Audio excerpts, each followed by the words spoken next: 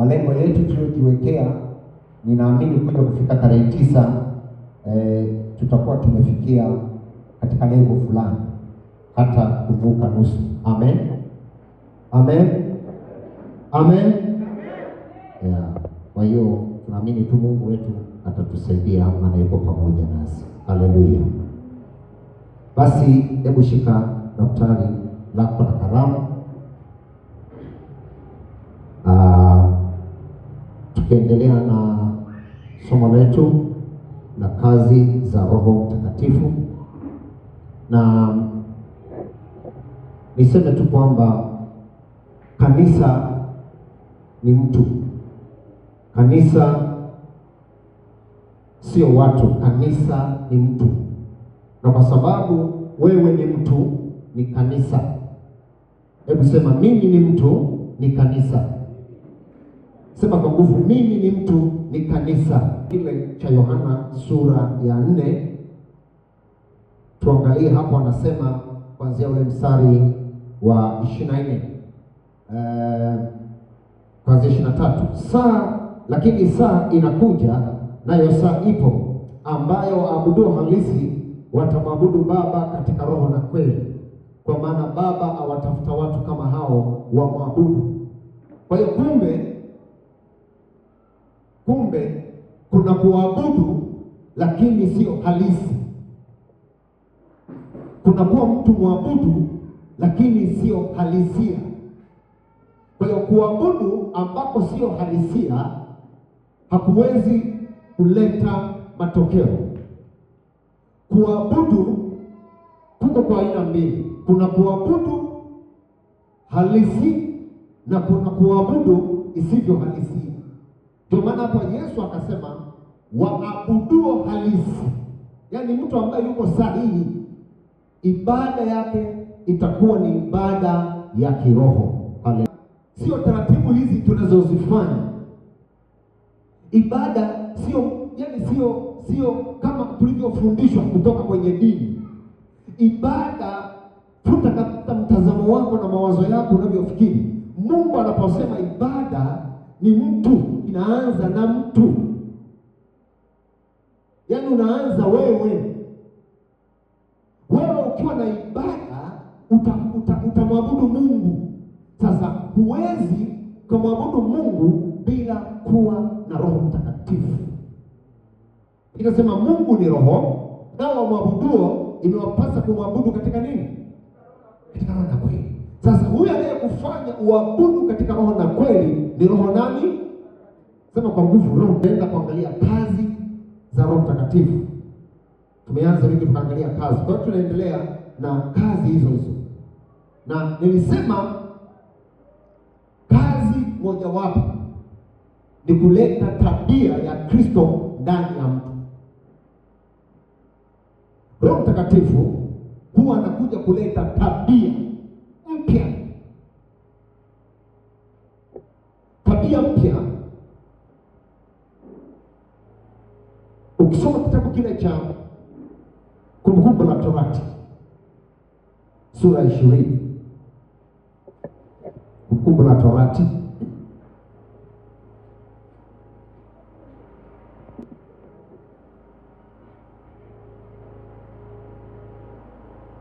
ile Kutoka sura 20 kuanzia mstari wa kwanza hadi wa 17. Hizi ni amri, zinaitwa amri 10. Lakini vile vile ukisoma mambo ya Walawi kuna sheria. Kwa hiyo hizi amri 10 za Agano la Kale na sheria, wana wa Israeli walipozipenda waliishi katika hizo, na ndo zilikuwa tabia za Mungu wa Agano hilo la Kale. Tunaelewana? Kwa hiyo Agano la Kale kuanzia Mwanzo mpaka kitabu kile cha Malaki, zile sheria zote na kanuni zote unapozisoma hizo, Biblia inasema kwamba zilikuwa ni kivuli cha kutuleta kwa Kristo. Zilikuwa ni sheria za mwili. Ndio maana hapa unakuta pameandikwa usifanye hivi, usifanye sanamu ya kuchonga, usitaje jina la Bwana Mungu wako, ikumbuke siku ya Sabato, si ni nini, washuka baba na mama, usiue, usifanyeje, usizini, usiibe, usifanyeje. Zilikuwa ni ili mtu hesabiwe kwamba una hatia, ilikuwa kwamba mpaka ukamatwe umezini. Haleluya.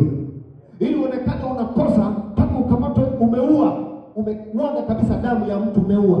Kama kijana mmoja jana nilikuwa naangalia kwenye mtandao, ilikuwa ni agano la kale. Ili kuonekana wewe umeua ni mpaka umwage damu ya mtu. Sasa agano jipya ambalo ndio tabia sasa za agano jipya ambazo Roho Mtakatifu amezileta. Hebu soma kitabu kile cha Torati 8:10. Mkubwa la Torati, Waebrania 8:10, sio Torati, Waebrania sura 8 mstari wa 10. Waebrania sura ya nami nitakuwa Mungu kwao, nao watakuwa watu wangu. Amen. Anasema tazama siku zinakuja, asema Bwana, nitaweka sheria zangu ndani yao, halafu nitaziandika katika vibao vya mioyo yao.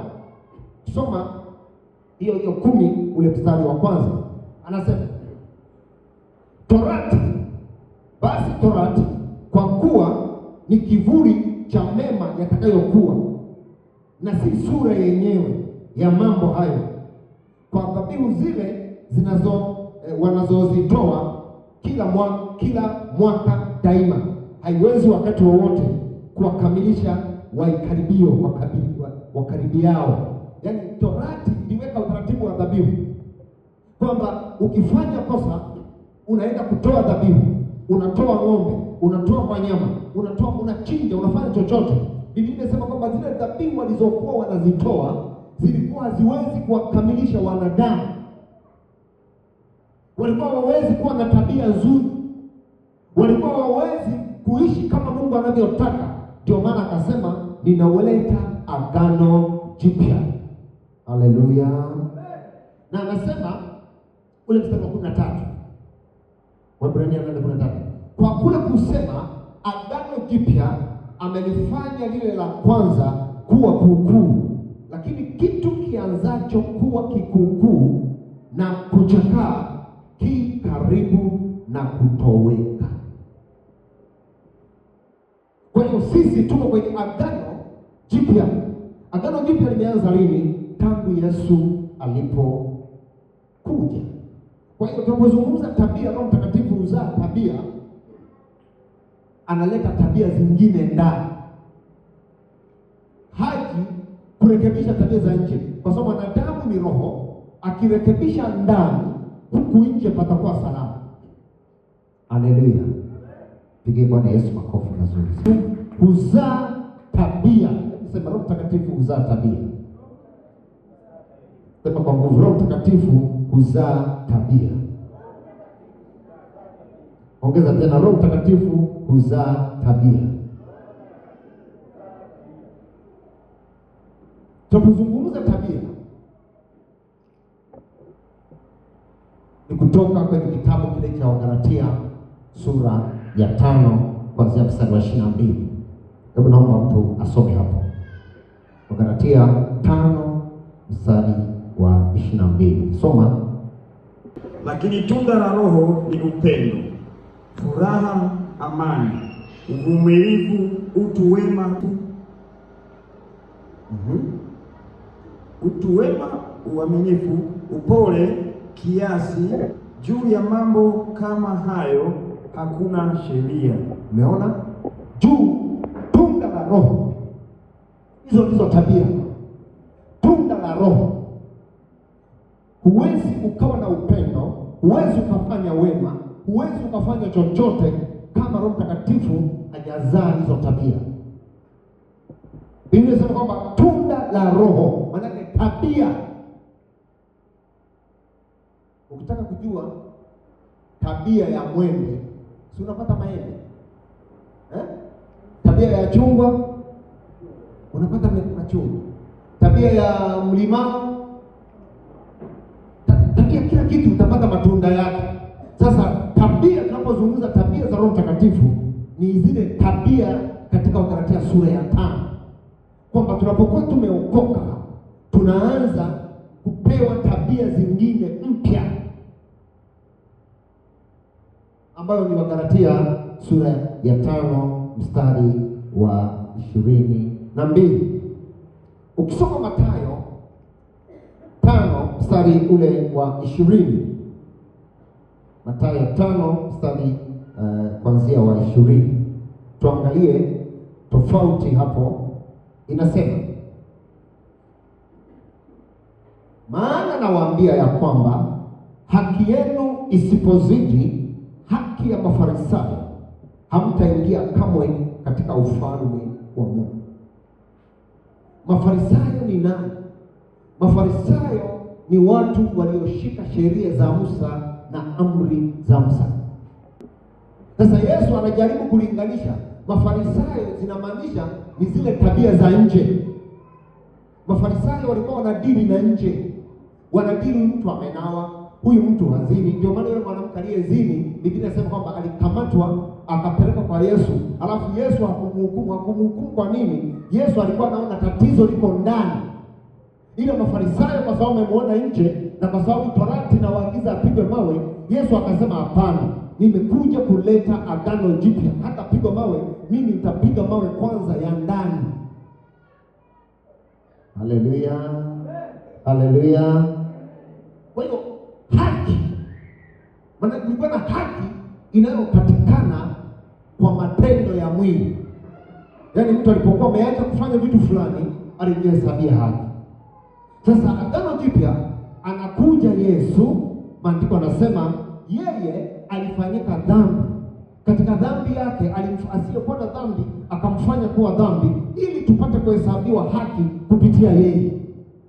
Kwa hiyo haki inabaki unapokuwa na Roho Mtakatifu. Yeye ndiye anaidhihirisha haki yake ndani yako.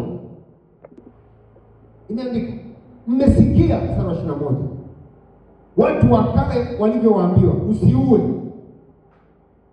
na mtu akiua itampasa hukumu, bali mimi nawaambia kila amwoneaye ndugu yake kwa hasira itampasa hukumu. Umeona sasa? Huku agano la kale inasema uue, unapata nini? Naomba ujibu, unapata nini? Hukumu. Yesu anasema ukimtazama mtu kwa hasira unapaswa hukumu. Kwa hiyo kumkasirikia mtu, kuwa na kinyongo na mtu, kuwa na chungu na mtu, kuwa na chuki na mtu na uchungu, tayari unakuwa umeua, na uchungu unakaa moyoni. Anaendelea kusema, mmesikia kwamba imenenwa usizini, lakini mimi nawaambia. Hayo ni mabadiliko sasa. Tabia zinarudi rohoni, uovu unarudi rohoni, makosa yanarudi rohoni, yanatoka nje. Lakini mimi nawaambia, amtazamaye mwanamke kwa kumtamani amekwisha kuzini naye moyoni mwako. Ing'oe mkono wako wa kiume ukikukosesha ukate. 33, mmesikia watu wa kale walivyoambiwa usizuru, ila mtimizie Bwana nyapo zako, lakini nawaambia usiape.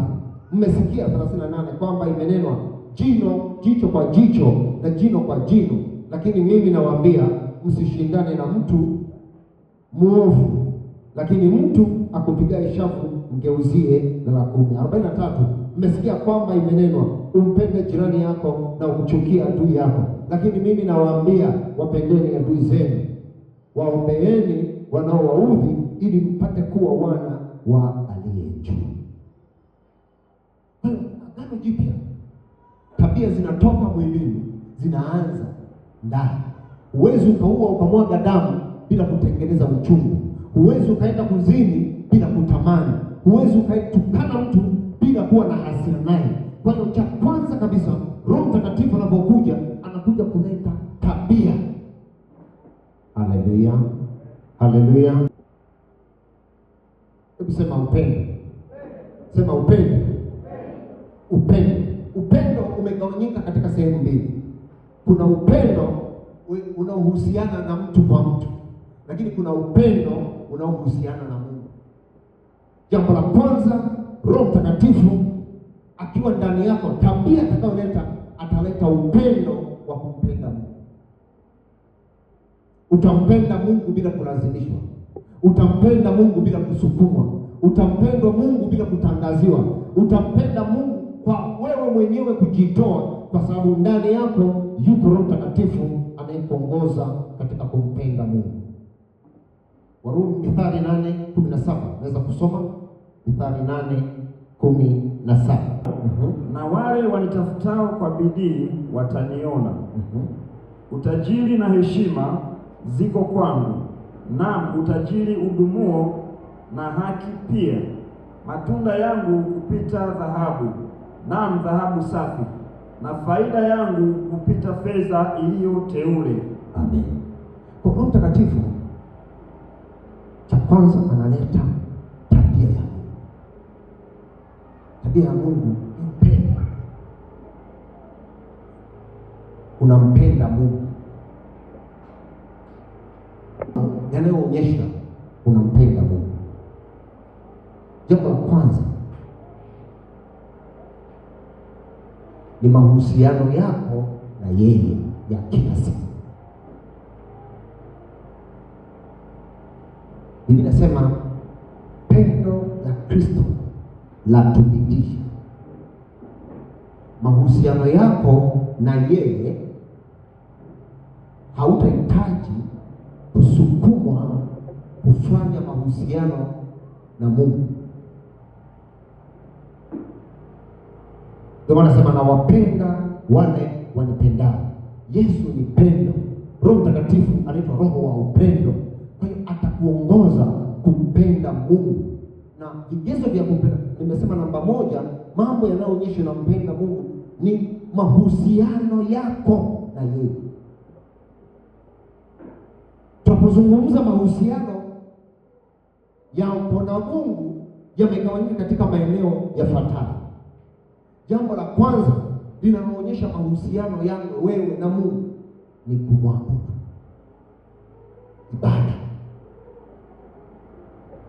Ibada hapa hatujaje ibada. Alhamisi sio ibada. Ibada, maana halisi ya ibada ni maisha, ni mahusiano yako binafsi na Mungu. Ibada ni kusababisha Mungu atukuzwe. Unaposema huyu mtu ni mtu wa ibada, maana yake moyo wake ameufanya, mahusiano yake ameyaweka kumfurahisha Mungu. Kwa Roho Mtakatifu atakuongoza katika mahusiano ya wewe binafsi, personal devotion, mahusiano yako na Mungu. Kwa sababu Yesu alikuja kutafuta watu atakaofanya mahusiano yao na yeye. Anataka ushirika. Hata anapotaka kuongoze, akusemeshe jambo fulani, akuone. Maandiko yanasema, tazama nilipokuja kuwatembelea sikuwakuta. Kuna wakati Mungu anataka aseme na wewe, lakini hauko tayari, hauna muda, hauna personal relationship with God.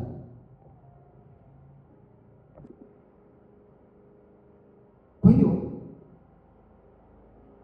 katika kumpenda Mungu, jambo la kwanza lazima uwe mtu wa ibada.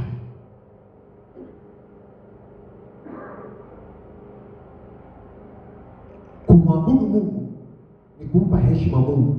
Kumwabudu Mungu ni kuwa mtu tegemezi wa nguvu za Mungu. Kuwa mtu wa ibada hautegemei chochote, unamtegemea Mungu. Mtu wa ibada hategemei pesa, hategemei kazi, hategemei watu, anamtegemea Mungu kwenye maisha. Hategemei chochote, akiwa amelala hategemei sungusungu atapita nje, hategemei polisi, anamtegemea Mungu. Haleluya. Ibada ni kuwa tegemezi,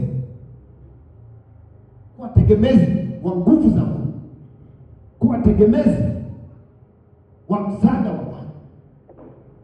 Hata kama unaenda kwenye biashara, ukiwa mtu wa ibada, unasema Mungu tu ndiye atakayenisaidia.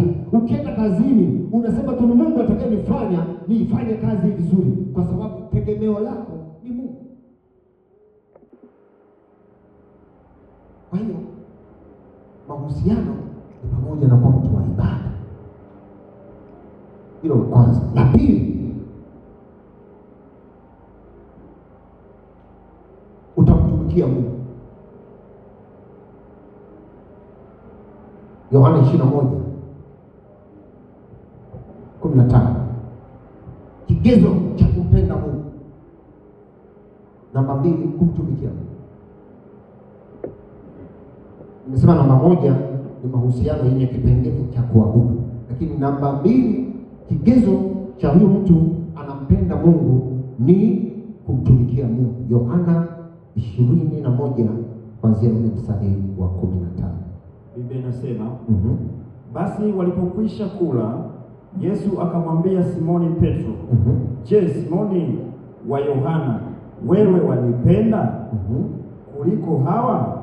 Akamwambia, naam Bwana, wewe wajua kuwa nakupenda. Akamwambia, lisha wana kondoo wangu. Akamwambia tena mara ya pili, Simoni wa Yohana, wanipenda? Akamwambia, ndiyo Bwana, wewe wajua kuwa nakupenda. Akamwambia, chunga kondoo zangu. Naona vitu vitatu: chunga kondoo, linda kondoo na lisha wana kondoo. Kumtumikia Mungu, unapomtumikia Mungu, unamhubiri watu habari za Yesu, unamfuatilia mtu anasimama, unamwombea mtu, kila activities zinazozifanya zinazohusiana na watu katika kutumika, unapotoa, unapohubiri, unapoomba, huo unaitwa kwamba ni utumishi. Kwa hiyo unapomtumikia Mungu, tayari hicho ni kigezo cha kumpenda Mungu. Haleluya. Utumishi wowote unaofanya ni ishara ya kumpenda Mungu.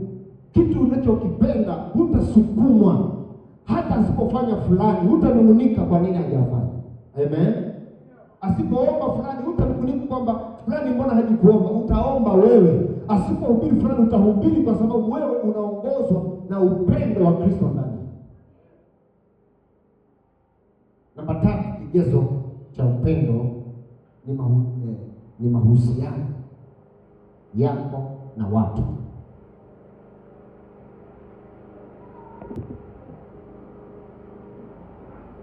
Ukiwa na upendo, mahusiano yako na watu utayalinda.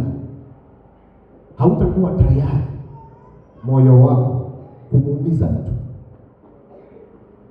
Ukiona mtu anamuumiza mtu, hana upendo. Mwenye upendo hujilinda asisababishe kwazo la namna yoyote.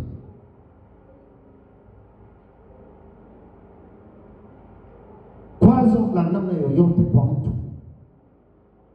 ni kukosa upendo.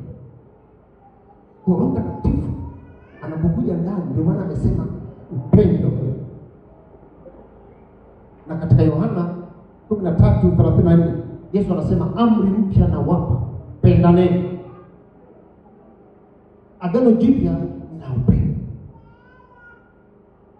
Kwa maana jinsi Mungu aliupenda nini? Ulimwengu hata akatoa. Kuna vigezo vya upendo. Upendo una gharama.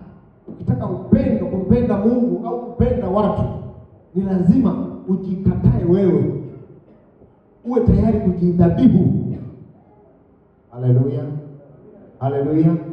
Upendo unakufanya upate hasara, unakubali kuumia, unakubali kupoteza, unakubali kudhulumiwa, unakubali kupoteza heshima. Mahala ambapo unatakiwa uheshimike, unakubali kupoteza. Lakini mwingine anapata heshima kwa sababu yako. Haleluya, haleluya.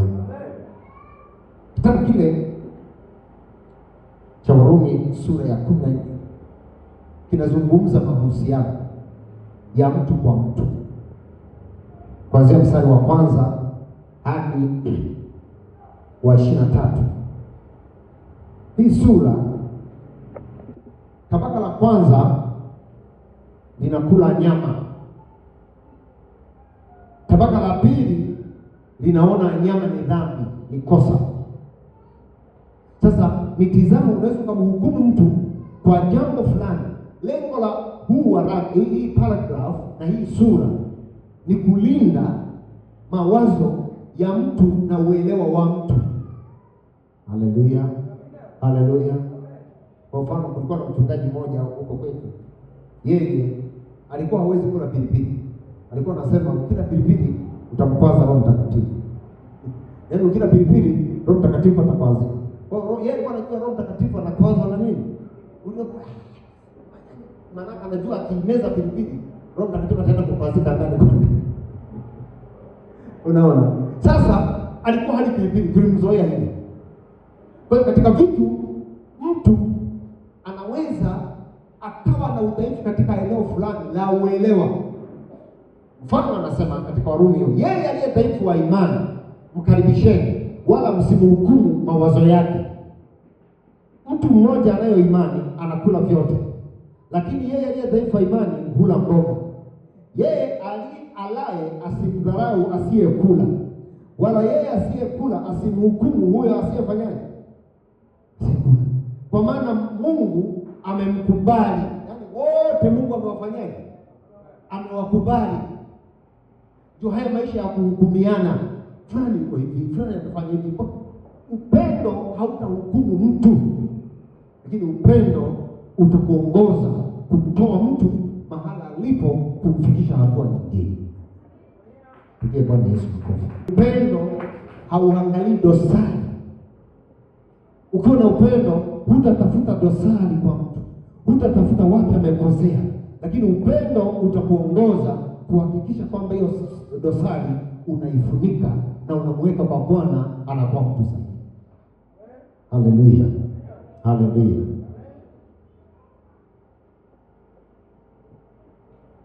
Kwa kumpenda Mungu kunahitaji kujikana. Luka 9:23 hadi 25. Soma.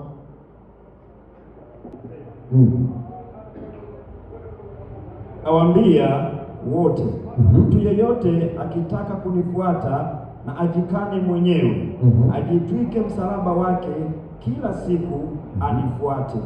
Kwa kuwa mtu atakaye kuiponya nafsi yake ataiangamiza, na mtu atakayeiangamiza nafsi yake kwa ajili yangu ndiye atakayeisalimisha.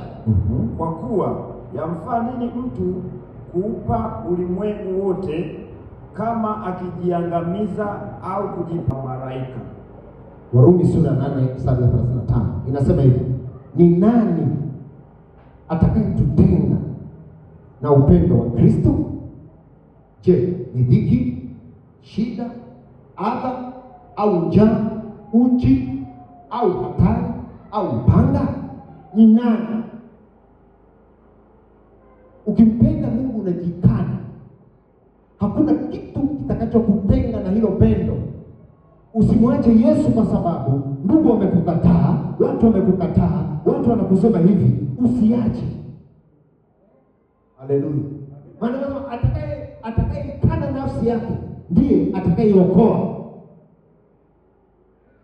Kumfuata Yesu, kumtumikia Mungu kunahitaji kujikana.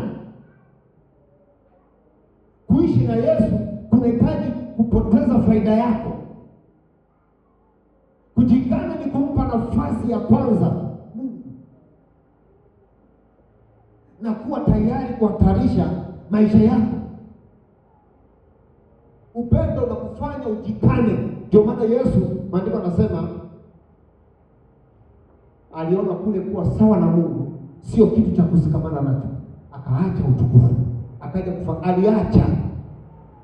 Kumfuata Yesu ni kujikana, kumtumikia Mungu ni kujikana, kumpenda Yesu ni kujikana. Ukishindwa kujikana huwezi kumfuata Yesu. Haleluya, haleluya.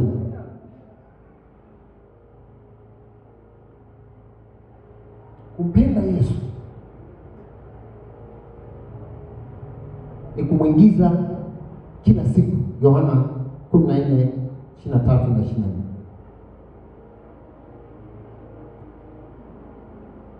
Ni kumwingiza kila siku Yesu. Soma haraka. Yohana 14:23 hadi 24. Biblia inasema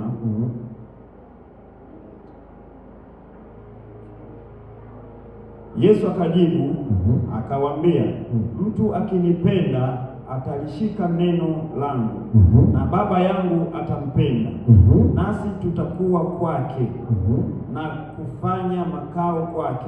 Nasi tutakuja kwake. Nasi tutakuja kwake na kufanya makao kwake. Mtu asiyenipenda yeye hayashiki maneno yangu, nalo neno mnalolisikia silo langu, ila ni lake Baba aliyenipeleka. Amen. Kumpenda Yesu, unakuwa na muda kila siku kumwingiza. Unamwingizaje Yesu? Kwa kusoma neno la Mungu kila siku. Unaposoma neno la Mungu, unamwingiza Yesu kila siku.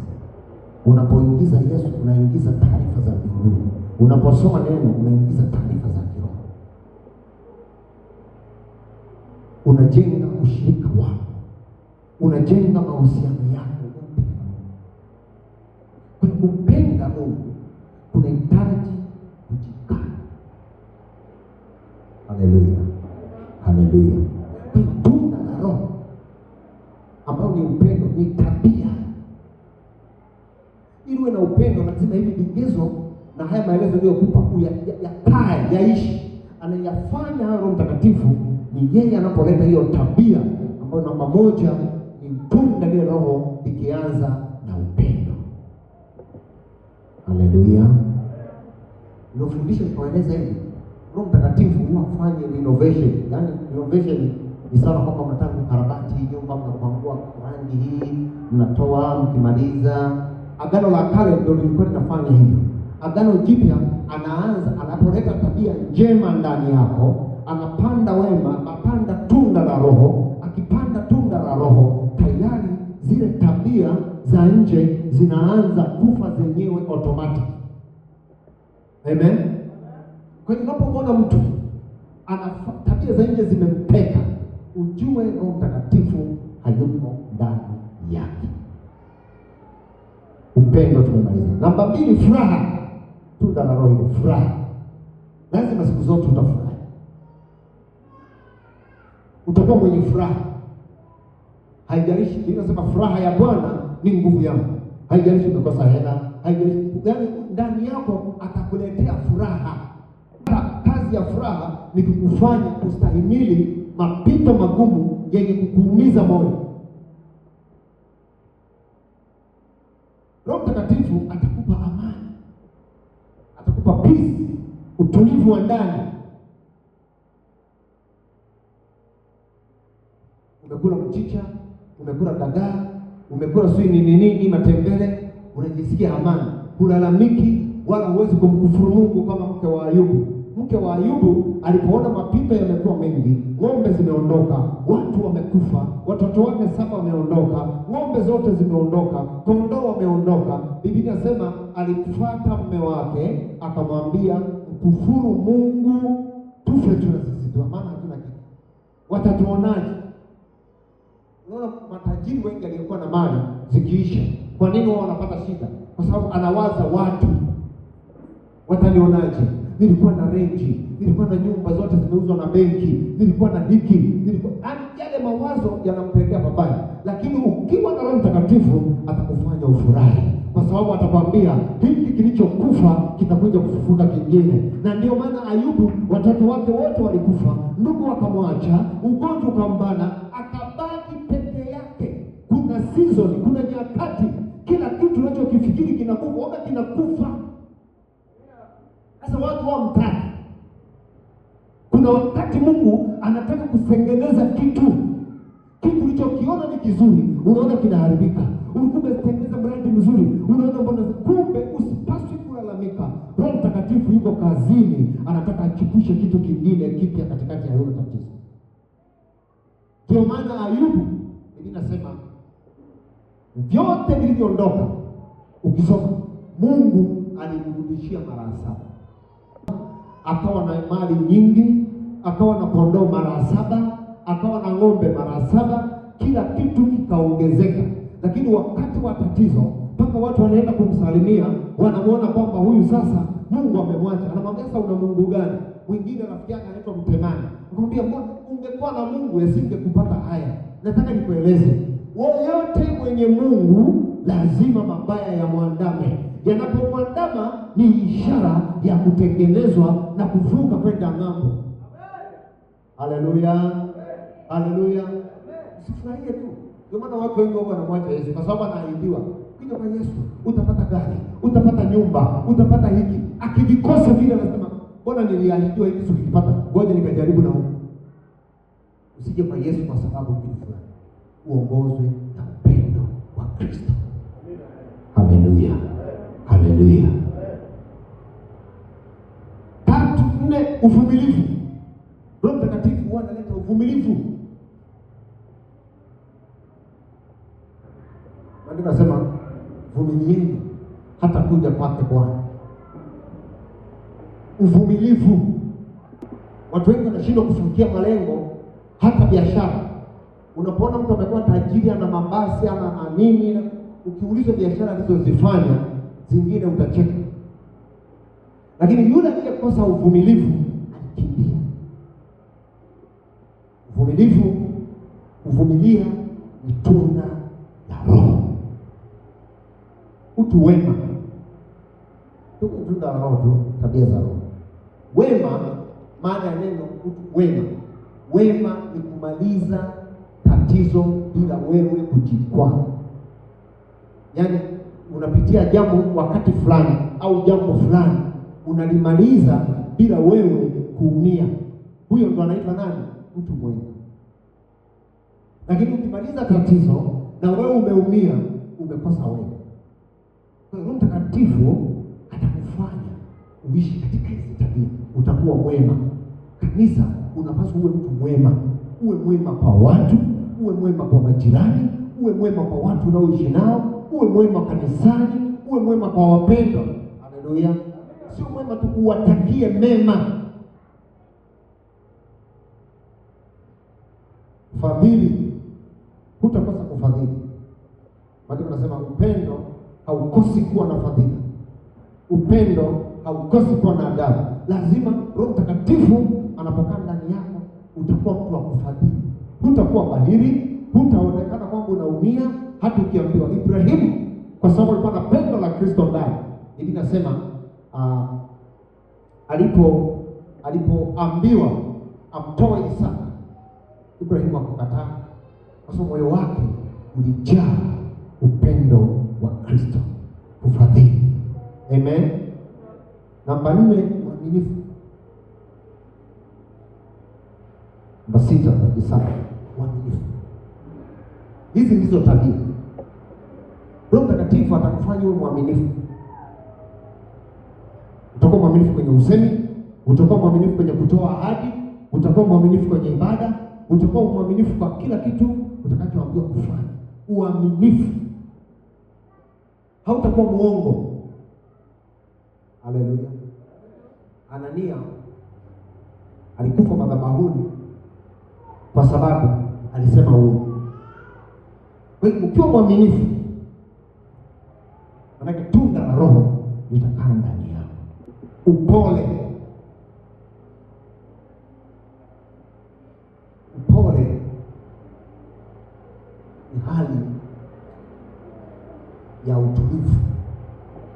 Ukiwa na Mtakatifu atakufanya uwe mpole. Unakuwa mnyamazifu lakini mkorofi. Upole ni uwezo wa kuona jambo na ukatoa maamuzi katika usahihi wa bila maumivu. Anakuja mtu sasa, upole unasema nikijibu hivi litatokea hivi, nikifanya hivi ngoja ninyamaze nitulie. Huo ndio unaitwa nini? Upole, utulivu. Mwisho kabisa, tabia ya Roho Mtakatifu nasema kiasi. Kila kitu lazima na kiasi. Kwenye maisha ukikosa kiasi, ukala sana, kwa mfano utoke hapa ule ugali, ule wali maharage, pilau, mchicha, dagaa, hongwe, sangara, sato, ndizi, maharage meusi ya kewa, viazi ya muhogo, nini kitatokea? Vurugu. Mpaka tumbo tunasema leo mbona nimeletewa sampuli ambazo sijawahi kuziona. Unakosa kiasi. Kwa lazima uwe na kiasi katika mambo yote. Iwe kuongea uwe na nini? Na kiasi. Usifike mahala watu wamekaa, wewe ndio kwa mwalimu wa kila kitu, uwe na kiasi. Maisha yako jifunze kwa unasikiliza sana kuliko kuzungumza sana. Kiasi. Maandiko yanasema juu ya mambo kama hayo hakuna sheria. Na hao walio wa Kristo Yesu wameusulubisha mwili pamoja na mawazo yake mabaya na tamaa zake. Tukiishi kwa roho na tuenende kwa roho, tusijisifu wetu tukawaza. Ukisha kuwa na Roho Mtakatifu, yeye ndo anaanza kuwa sheria. Amen. Amen. Kwa hiyo tukiongozwa na Roho Mtakatifu, hata Yesu atakapokuja. Nilikuwa naangalia wewe unaangalia taarifa ya habari. Jifunze kuangalia taarifa za habari za ulimwengu, uone dunia inavyokwenda. Nilikuwa naangalia kitu kimoja kikanifanya niongeze hatua zaidi. Nilikuwa naangalia hii vita inayoendelea ya Iran. Nikaona taarifa juzi, maaskari wa Israeli wameenda kwenye msikiti ule ulioko pale Yerusalemu ya kale. Hapo palikuwa na hekalu alilojenga Suleiman miaka hiyo. Maandiko nilipoona wameenda wanasema hivi, askari wa Israeli wamelifunga misikiti, milango ya misikiti yote iliyoko pale wamezuia Waislamu wasiende kwao. Kwa sababu Waislamu wana sehemu zao mbili, wana Maka na pale Yerusalemu, kwa wanaenda kuabudu, ni sehemu zao takatifu. Sasa wamefunga. Kwa nini wamefunga? Hakuna ufuata. Watabomoa msikiti yote. Sasa kitendo cha haya yote yameandikwa. Kitendo cha kubomoa misikiti hiyo yote, ukuna tu imebomolewa, watajenga hekalu kwa muda wa miezi mingapi? Miezi mingapi? 3. Sasa unazungumza Roho Mtakatifu. Itajengwa miezi 3. Itaisha. Maana matofali yapo, ramani ipo na kila kitu. Watalijenga. Wakimaliza wanaanza ibada zao za kale. Kwa nini? Unaona sasa hivi watakapobomoa ule msikiti, dunia nzima itawageuka. Haya mataifa ya Kiarabu ambayo yako upande wa kila mahala, mtu alikuwa naomba haombi, alikuwa anaenda kanisani haendi. Imekuja wimbi la kupoa watu. Unapoona hata hapa watu hawaji kanisani, sio kama ni wagonjwa, wapo wengine wametulia. Ni wimbi. Maana wanasema ukengeufu lazima uje kwanza. Yaani utatokea roho ya ukengeufu, watu watakengeuka, hawatampenda Mungu. Na kwa sababu watampenda Mungu, maasi yataongezeka. Watu wataona furaha kwenda kanisani. Hiyo yote itaisha kiu. Lakini wenye roho wa Bwana wataendelea kumpenda Mungu hata katika nyakati ngumu. Kueleza kwa nini hiyo ni ishara. Wanataka wabomoe hekalu, wakibomoa wajenge. Kwa hiyo vita vitainuka. Wao wanaamini hivi, Masihi bado hajaja wa kwao, huyu aliyetoka sio wao. Kwa hiyo wanaamini watakapobomoa na dunia nzima itainuka kinyume chao, na Marekani itawakataa, Ulaya itawakataa, watabaki wenyewe. Wanaamini Kristo atakapokuja atakuja kuituliza dunia na kuondoa hii vita. Ndio maana watabomoa hilo hekalu. Wanaongozwa na kiroho. Unanielewa? Sasa nataka nikueleze hivyo. Wale wenye Roho Mtakatifu tunajua tunakaribia kuondoka kwenda kwa Baba. Wasiokuwa na roho wataendelea kushangaa. Unapokuwa na Roho Mtakatifu unajua tu kwamba hizi ni nyakati za mwisho. Kwa hiyo watalibomoa lile hekalu, watakapolibomoa watajenga miezi mitatu, mpinga Kristo ataenda pale na nabii wa uongo atafanya ishara na maajabu. Lakini wakati huo kabla hajatokea hayo, Biblia inasema lizuialo lipo. Kinachozuia ni wewe, ni kanisa, ni Roho Mtakatifu. Roho Mtakatifu akai kwenye miti, anakaa ndani yetu. Huyo ndiye anayezuia sisi tusipite kwenye hiyo dhiki. Atatunyakua kwanza, atatuambia imebaki masaa matatu, imebaki wiki moja, jiandae. Tukiondoka ndio hiyo vita itatokea. Na Yesu akasema, angalieni kwa mtini jifunzeni. Mtini ni taifa la Israeli. Dalili za kurudi kwa Yesu zote zimewekwa kwenye taifa la Israeli. Unapoiona inaendelea Mashariki ya Kati, hiyo ni ishara. Wewe kuna sangara za Mwanza, kula mbofu, kula ugali, Yesu anakuja. Unapokuwa na Roho Mtakatifu, kwa nini Mungu anataka kufundisha Roho Mtakatifu? Huyo ndiye atakayekunyakua. Huyo ndiye atakwambia imebaki siku moja, yamebaki masaa 6, imebaki wiki moja, tengeneza. Yaani Roho Mtakatifu atakwambia. Ndio maana tunasema wawili watakuwa wamelala, mmoja anafanyaje? Anaondoka, mmoja anaachwa. Usiishi na wokovu wa mume wako na mke wako. Simama mwenyewe, mshike Yesu mwenyewe. Usishinde na wokovu, si watoto wangu, si mke wangu amemwacha Yesu, si ndugu zangu hawaji kanisani, si mpendo fulani haji kanisani. Njoo wewe na mimi nitakuhubiri kwa nguvu zote. Atakayeacha kuja basi, wewe njoo, kwa sababu Yesu yu karibu. Yesu yu karibu. Kuliko tulipoanza kuamini. Maana wanasema usiku umeendelea sana, mchana umekaribia. Kesheni.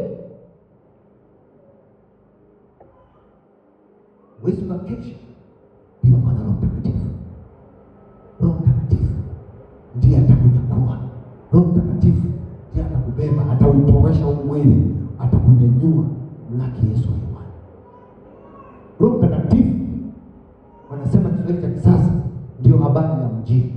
Yesu alipoondoka akasema, ninawaachia huyu.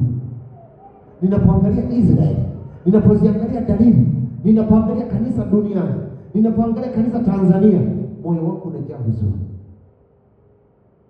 Wataingia wachache. Hebu sema wachache. Wataingia ndani? Wachache. Kilomita za mraba za mbinguni ni chache. Sio wote watakwenda huko, wachache. Yaani mbingu ukubwa wake ni kama kutoka hapa na Dar es Salaam. Sasa dunia ina watu bilioni 7 kuelekea 8. Wote tutatosha hapo tukija, yaani Warusi waje hapa, Rwanda, nchi zote tukae Tanzania, tunatosha. Ndio maana ni wachache wanaotakiwa kwenda kule, ni wachache. Uwe miongoni mwa hao wachache kwa jina la Yesu. Usiache neema kwa jina la Yesu. Usiache kumwabudu Bwana kwa jina la Yesu. Usimuhuzunishe Roho Mtakatifu aliyepewa na Bwana, ili atakapokuja uweze kujua masaa na majira, uweze kunyakuliwa.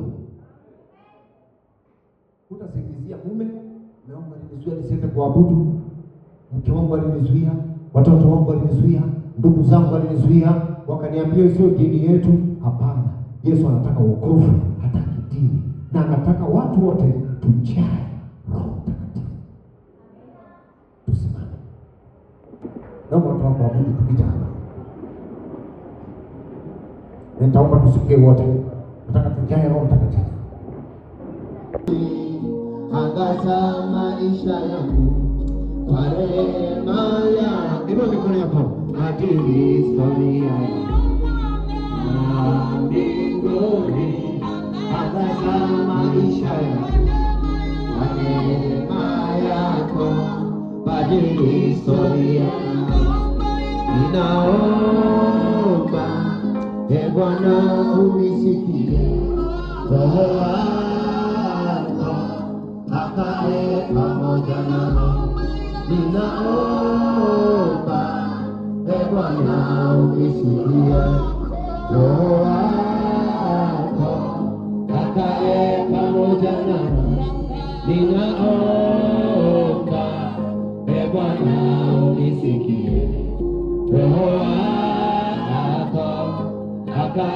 pamoja na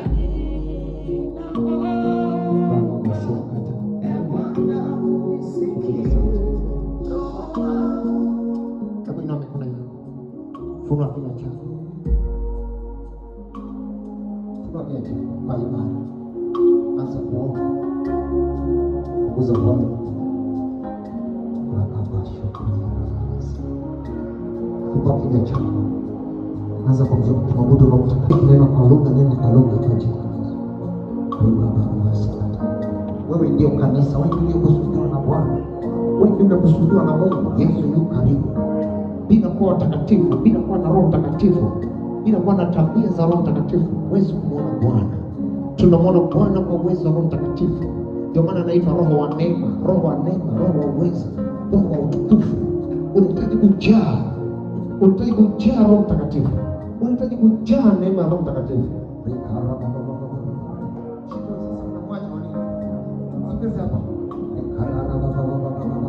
Roho Mtakatifu yuko hapa katikati. Msikie nimleteni hapa. Roho Mtakatifu, wewe endelea kuomba. Roho Mtakatifu yuko kazini.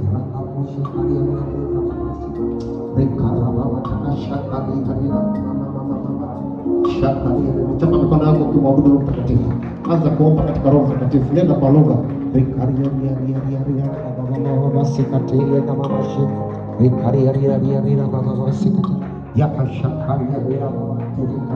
Omba katika Roho, omba katika Roho, omba katika Roho, omba katika Roho.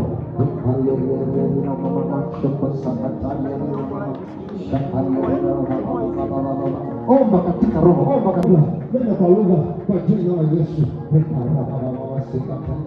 Nenda kwa lugha, Roho anafunguka, Roho Mtakatifu anafungua. Roho Mtakatifu kwa anafanya kazi, Roho Mtakatifu anagusa, Roho Mtakatifu anagusa.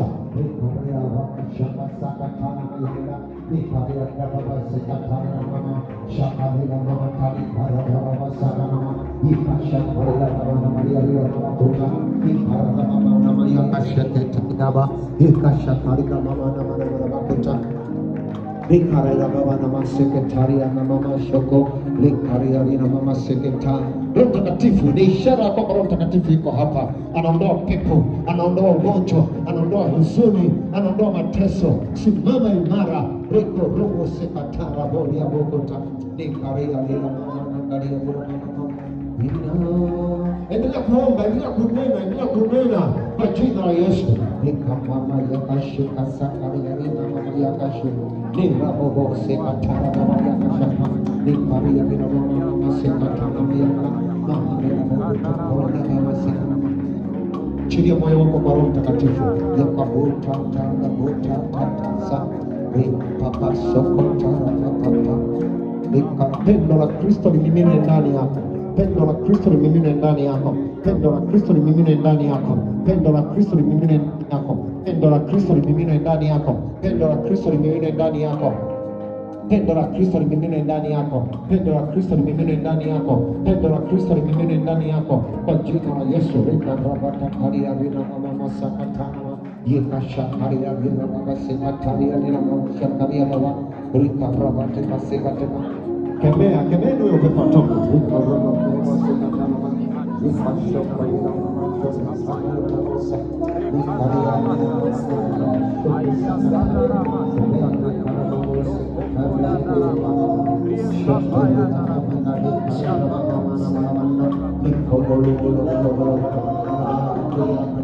Funguliwa kwa jina la Yesu. Funguliwa kwa jina la Yesu. Funguliwa kwa jina la Yesu. Funguliwa kwa jina la Yesu. Toka kwa jina la Yesu. Toka ndani ya mtu kwa jina la Yesu.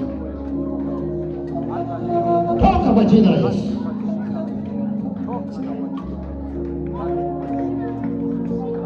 Mwadhimisha Roho Mtakatifu.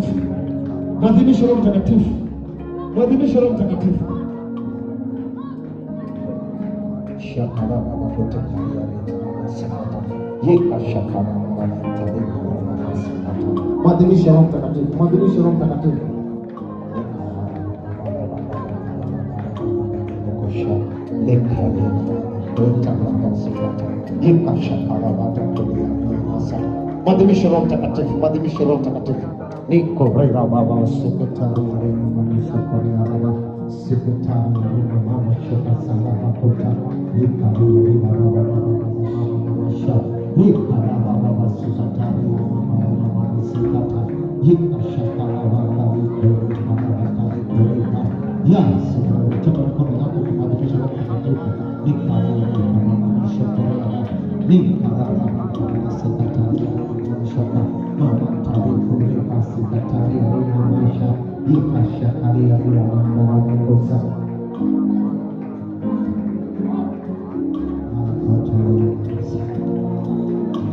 shakari na wango pasi katari sikatari kuri shakari ya mama sekretari shakari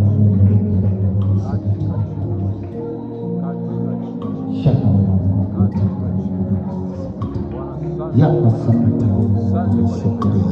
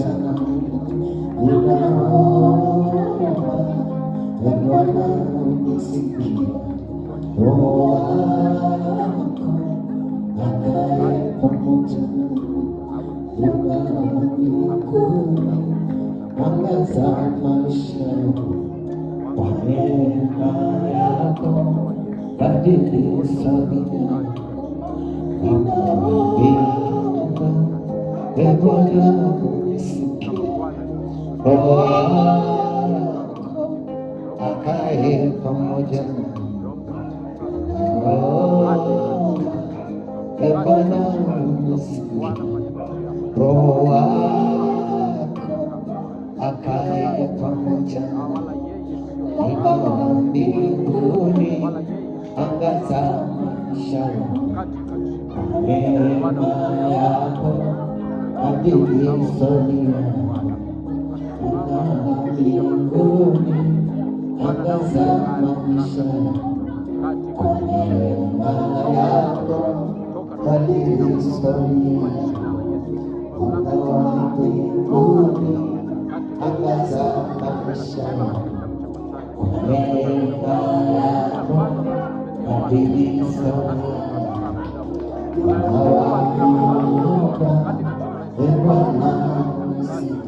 Mwabudu Mtakatifu akae pamoja imba Bwana unisikie, akae pamoja Bwana unisikie,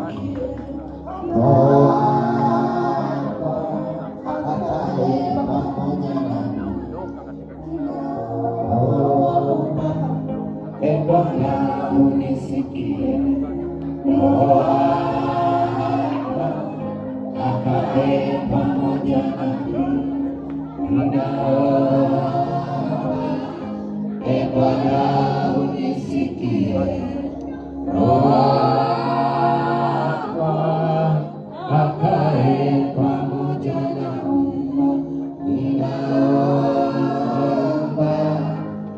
Bwana unisikie, Roho wako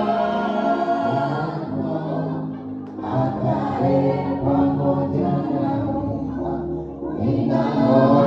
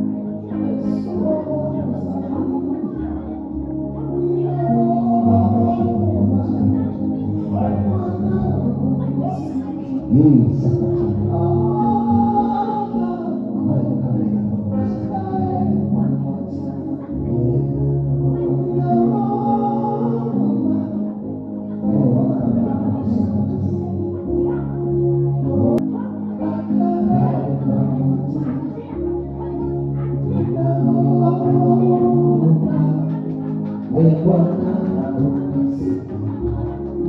Roho wako akae pamoja nami, ninaomba Ee Bwana unisikie. Roho wako akae pamoja nami, mwanga wa mbinguni. Sema asante Yesu. Kwa sauti, asante Yesu kwa Roho wako Mtakatifu. Asante Yesu kwa Roho wako Mtakatifu. Asante Yesu kwa Roho wako Mtakatifu. Mimi ni mali ya Roho Mtakatifu. Mimi ni mali ya Roho Mtakatifu. Nimetoa muhuri wa Roho Mtakatifu hata siku ya ukombozi katika jina la Yesu. Piga makofi kwa Bwana. Amen. Nisikilize.